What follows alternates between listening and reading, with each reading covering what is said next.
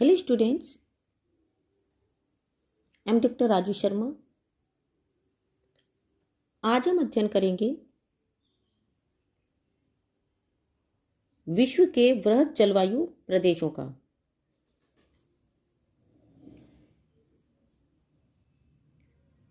विश्व के प्रमुख जलवायु प्रदेश हैं भूमध्य रेखीय जलवायु प्रदेश अथवा विषुवत रेखीय जलवायु प्रदेश, सूडान तुल्य जलवायु प्रदेश, उष्ण मानसूनी जलवायु प्रदेश, उष्ण मरुस्थलीय या सहारा तुल्य जलवायु प्रदेश, भूमध्य सागरीय जलवायु प्रदेश, शीतोष्ण मानसूनी अथवा चीन तुल्य जलवायु प्रदेश, ईरान तुल्य शुष्क जलवायु प्रदेश, तुरान तुल्य या शीतोष्ण मरुस्थलीय जलवायु प्रदेश, स्टेपी तुल्य जलवायु प्रदेश, पश्चिमी यूरोपीय तुल्य जलवायु प्रदेश, सेंट लॉरेंस तुल्य जलवायु प्रदेश, टैगा तुल्य जलवायु प्रदेश, टुंड्रा तुल्य जलवायु प्रदेश, हिम से ढके प्रदेश और पर्वतीय जलवायु खंड।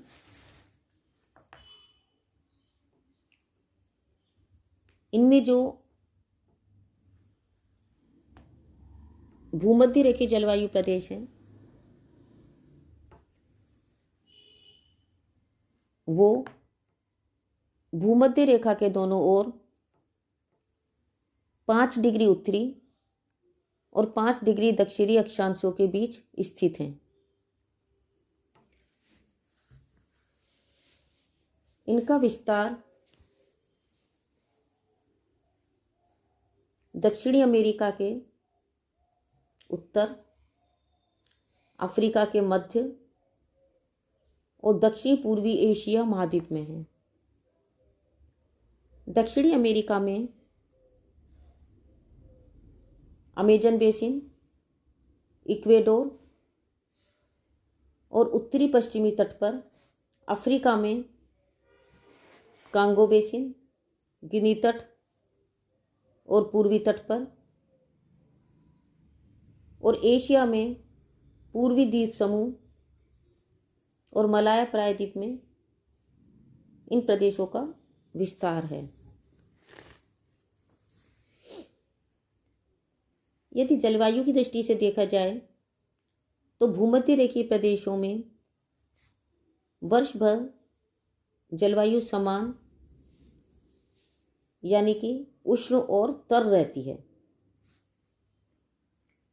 इन प्रदेशों में वर्ष भर ऊंचे तापमान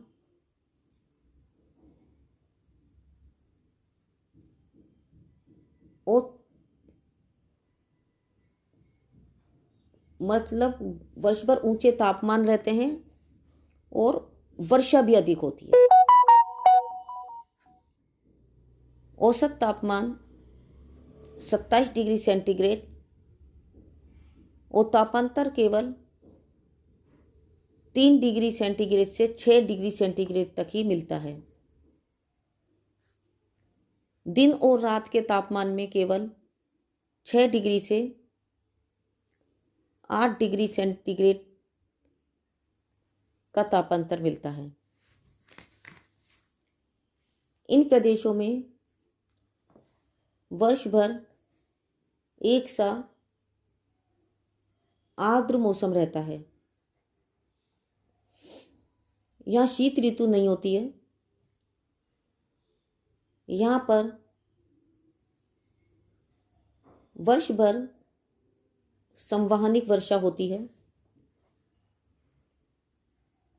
वर्षा प्राय रोजाना सायंकाल 4 बजे से आरंभ होती है, इसीलिए इसे 4 o'clock रेनफॉल भी कहते हैं। वर्षा बहुत तेज और मूसलाधार होती है। वर्षा का वार्षिक औसत तटीय और पर्वतीय भागों में क्रमशः 200 से 300 सेंटीमीटर है। मध्यवर्ती भागों में वर्षा का वार्षिक औसत 150 से 200 सेंटीमीटर रहता है। वर्षा की अधिकता के कारण यहाँ पर दलदल बन जाते हैं।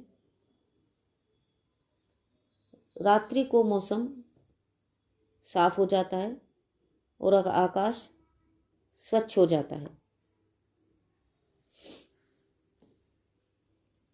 उच्च तापमान और भारी वर्षा के फलस्वरूप भूमध्य रेखीय प्रदेशों में सघन वन मिलते हैं। ये वन वर्ष भर हरे भरे और इतने सघन होते हैं कि सूर्य की किरणें भी इनमें प्रवेश नहीं कर पाती।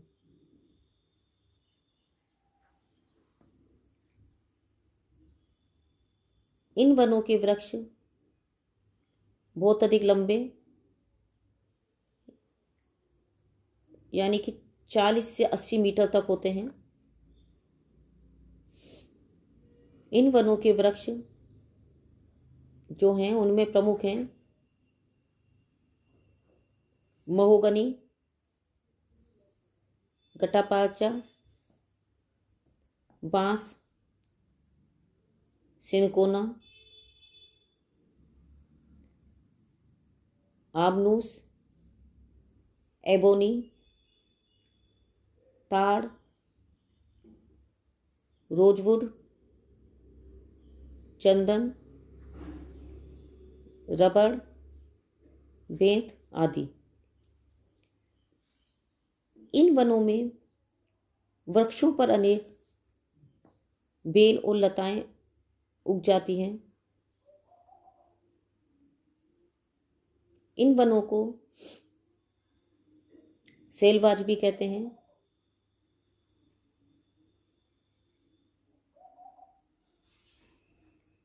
यहाँ पर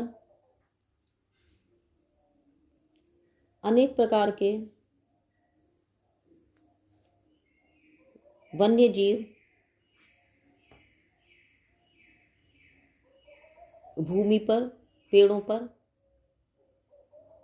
और जल में पाए जाते हैं। हाथी, गैंडा, शेर, अजगर, मगरमच्छ, हिप्पो, मछलियाँ, बंदर और विविध प्रकार की चिड़ियाँ यहाँ मुख्य रूप से पाए जाने वाले जीव हैं।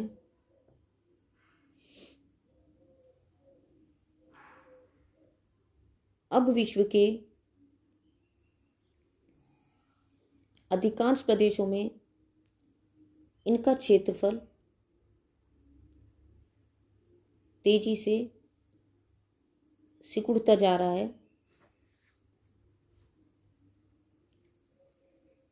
अनेक स्थानों पर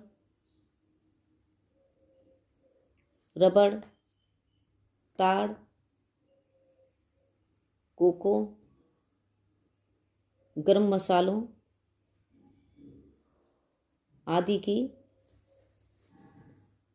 बागाती कृषि की जाती है। तो इस प्रकार से हम देखते हैं